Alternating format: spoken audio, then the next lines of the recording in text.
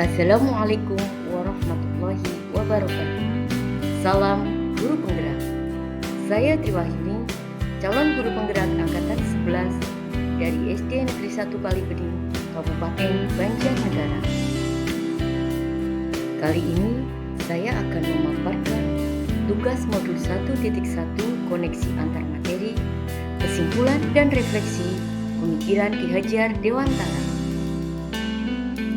Sebelum saya mempelajari modul 1.1 tentang pemikiran Ki Hajar Dewantara, pembelajaran yang saya lakukan bahwa murid yang pintar adalah murid yang nilai ulangannya bagus. Selain itu, di dalam pembelajaran, murid harus mendengarkan apa yang disampaikan oleh guru. Saya hanya mentransfer materi pelajaran. Ketuntasan dalam penyampaian materi lebih penting daripada memahami karakteristik murid. Sebelum KBM, saya tidak mengidentifikasi bakat dan minat yang dimiliki oleh murid. Setelah saya mempelajari modul ini, banyak hal yang berubah dari pemikiran atau perilaku saya. Saya lebih memahami pemikiran Ki Hajar Dewantara dan bertekad untuk melakukan perubahan dalam memberikan layanan serta ruang dan kebebasan pada murid untuk menggali potensi mereka menurut kodratnya masing-masing.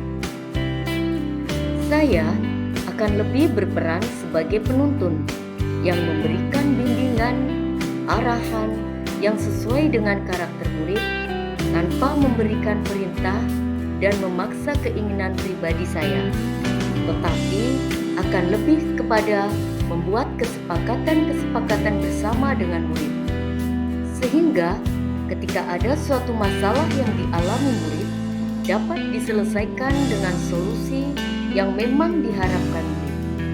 Maka diharapkan bisa mengantarkan murid mencapai keselamatan dan kebahagiaan yang setinggi-tingginya sebagai manusia maupun sebagai masyarakat seutuhnya.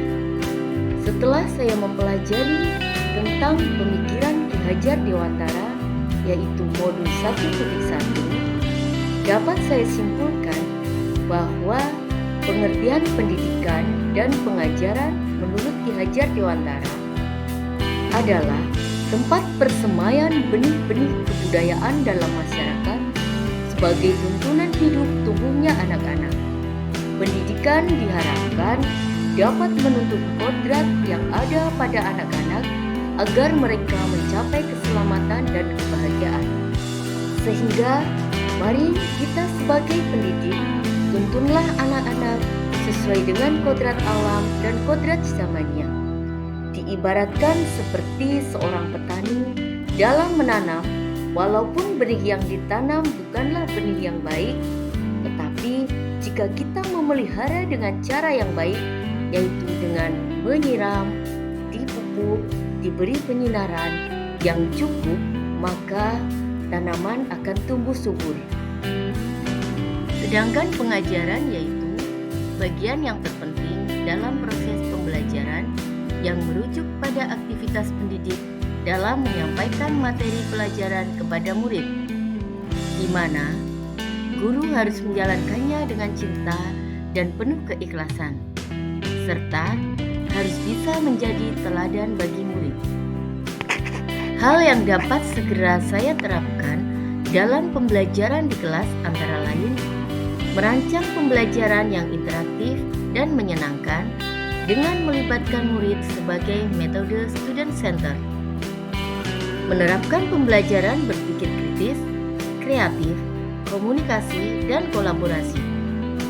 Pembelajaran yang berpegang teguh pada kemerdekaan anak, yaitu bukanlah menuntut, akan tetapi menuntun.